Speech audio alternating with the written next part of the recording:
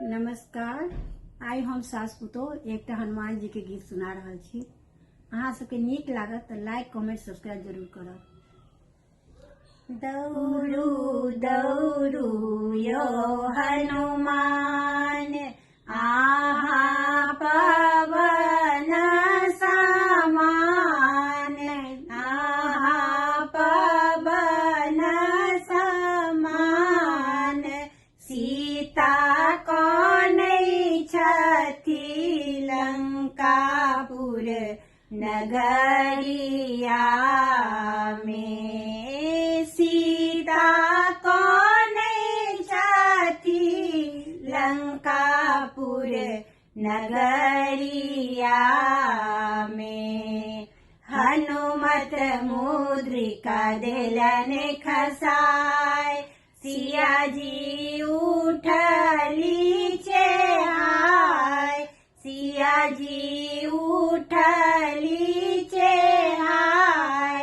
हम कोना करब लंकापुर नगरिया में, हम कोना करब लंकापुर नगरिया में।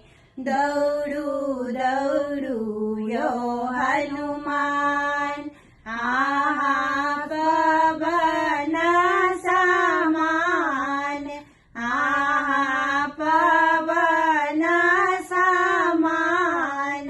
सीता कौन छथि लंकापुर नगरिया में, सीता कौन छथि लंकापुर नगरिया में। हनुमान लंका देलन जराय, रावण उठला चेहाय, रावण उठला चेहाय। एना कोना कबेलै लंकापुर नगरिया में, एना कोना कबेलै लंकापुर नगरिया में। दौड़ू दौड़ू यो हनुमान, आहा पवन समान, आहा पवन समान। सीता कौन छथि लंकापुर नगरिया में, सीता कौन छथि लंकापुर नगरिया में।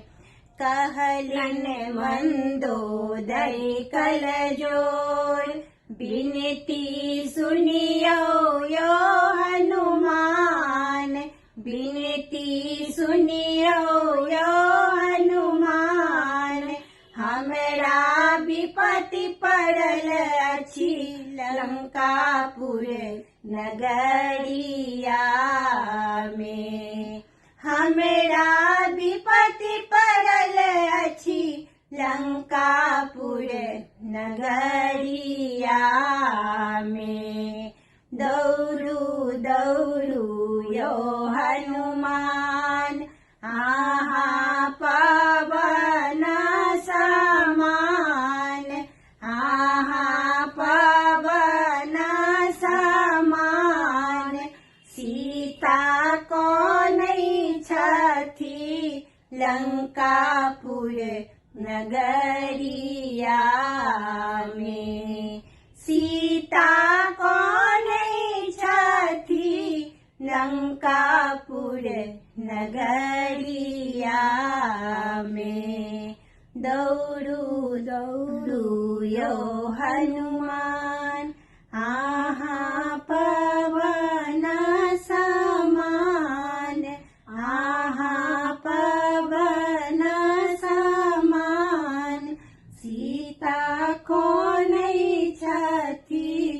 लंकापुर नगरिया में। सीता कौन छथि लंकापुर नगरिया